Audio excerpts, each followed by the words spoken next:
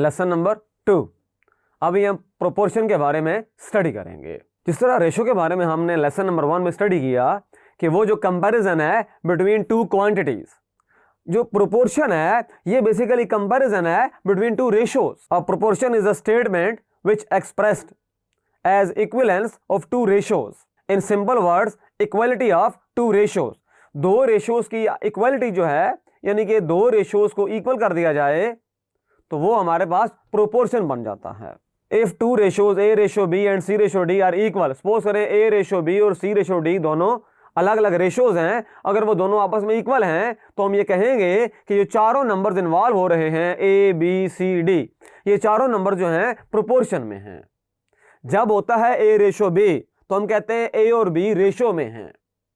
जब होता है A ratio B and C ratio D, और हम ये कह सकते हैं, अगर हम ये कहें कि ए रेशो बी इक्वल है सी रेशो डी के, फिर हम कहेंगे कि ए बी सी डी चारों इन प्रोपोर्शन। इसको यूं लिखेंगे A ratio B is equal to C ratio D, और इसको यूं लिखेंगे A and B are called extremes और B and C are called means. तो इसको जो असल चीज है प्रोपोर्शन लिखने की वो इस तरह से है। देखें, हमारे पास एक ए रेशो बी है और एक सी रेशो डी है, तो हमें यह बात माइंड में रखनी है A ratio B proportion C ratio D. ये प्रोपोर्शन का सिंबल है, इसमें 4 डॉट होते हैं। रेशो का सिंबल में सिर्फ 2 डॉट होते हैं, जबकि प्रोपोर्शन के सिंबल में 4 डॉट्स होते हैं। तो अब जरा बात गौर करने वाली इस तरह से है कि यहां पर जो ये ए है और इधर से जो डी है ये कहलाते हैं एक्सट्रीम्स, और इधर जो बी और सी है ये कहलाते हैं मीन्स। तो यहां पर देखें लिखा हुआ है A and D are extreme, B and C are called means. तो फार्मूला हमने माइंड में रखना है product of extremes is equal to product of means. अगर हमारे पास तरह से हो जाए, देखें ये है हमारे पास, देखें ए रेशो बी और सी रेशो डी, तो अब इस तरह से है कि ये बेसिकली इक्वल है, इक्वलिटी ऑफ टू रेशोज है। प्रोपोर्शन जो होता है हम डिस्कस कर चुके हैं, इक्वलिटी ऑफ टू रेशोज है। तो अगर मैं इसको यूं लिखना चाहूं A ratio B proportion C ratio D, तो मैं इसको लिख सकता हूं A ratio B is equal to C ratio D, और मजीद इसको फ्रैक्शन के फॉर्म में भी लिख सकते हैं, और क्रॉस मल्टीप्लाई कर दिया जाएगा तो A D is equal to B C. तो यही काम यहां पर किया गया है, product of extremes is equal to product of means. ये फार्मूला बहुत इंपॉर्टेंट है, इसको हम बहुत दफा अप्लाई करेंगे क्वेश्चंस को सॉल्व करने के लिए। ये फार्मूला आपने माइंड में रखना है। अगर हमारे पास 4 नंबर्स हैं ए बी सी डी, और अगर ए रेशो बी प्रोपोर्शनल है सी रेशो डी के, तो जो ए डी होगा वो इक्वल होगा बी सी के। फार्मूला क्या बना? Product of extremes is equal to product of mean. ये सवाल है exercise 3.1 question number 11 part number 3।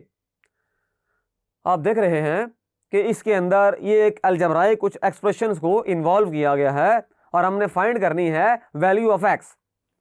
इसके अंदर क्या करना है? वैल्यू ऑफ एक्स फाइंड करेंगे। जो हमारा ऑब्जेक्टिव है इसके अंदर वो है एक्स की वैल्यू हमने फाइंड करनी है, सॉल्व करना है इसको।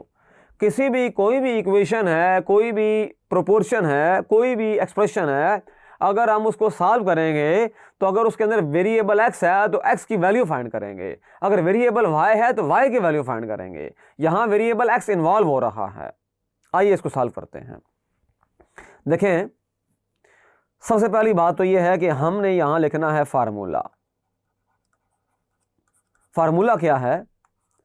हमें यह बात माइंड में रखनी चाहिए, प्रोडक्ट ऑफ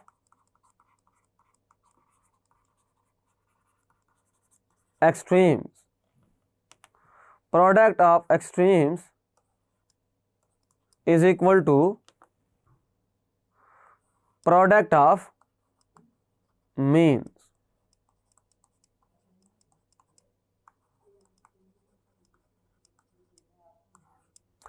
अच्छा, अब सिचुएशन ये है कि इसके अंदर देखें ज़रा, इसके अंदर जो एक्सट्रीम्स पे हैं वो x माइनस 3/2 है और 4/x प्लस 4 है, और जो मीन्स के अंदर है, मीन्स में 5/x माइनस 1 है और x माइनस 1/3 है।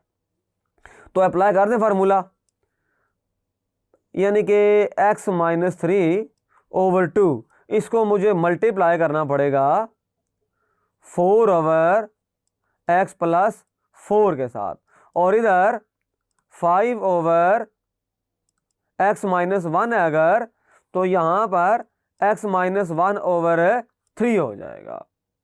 अब आप देख रहे हैं कि ये सेम है तो ये कैंसल। अच्छा, ये 1 और ये 2, तो ऊपर 2 रह जाएगा और ये 2 इससे मल्टीप्लाई हो जाएगा, तो ऊपर बनेगा 2x minus 6/x plus 4 is equal to 5/3। तो आप देख रहे हैं अगर इसको क्रॉस मल्टीप्लाई कर दिया जाए तो 3 इधर आ जाएगा और इधर आएगा 2x माइनस 6, और यहां आएगा 5 इंटू x प्लस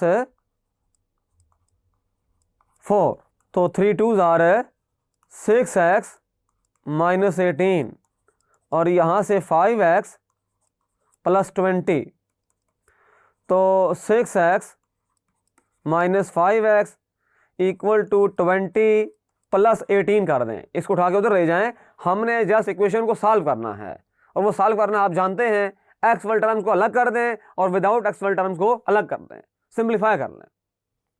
तो क्या बनेगा देखें ज़रा, यहाँ से क्या आएगा देखें, एक्स हमारे पास आ जाएगा 38, तो ये इसका सोल्यूशन है, ये इसका आंसर है। तो इसमें इसके अंदर हमने फार्मूला अप्लाई किया, product of extremes is equal to product of means, और सिंप्लीफाई करते गए, रिजल्ट आ गया।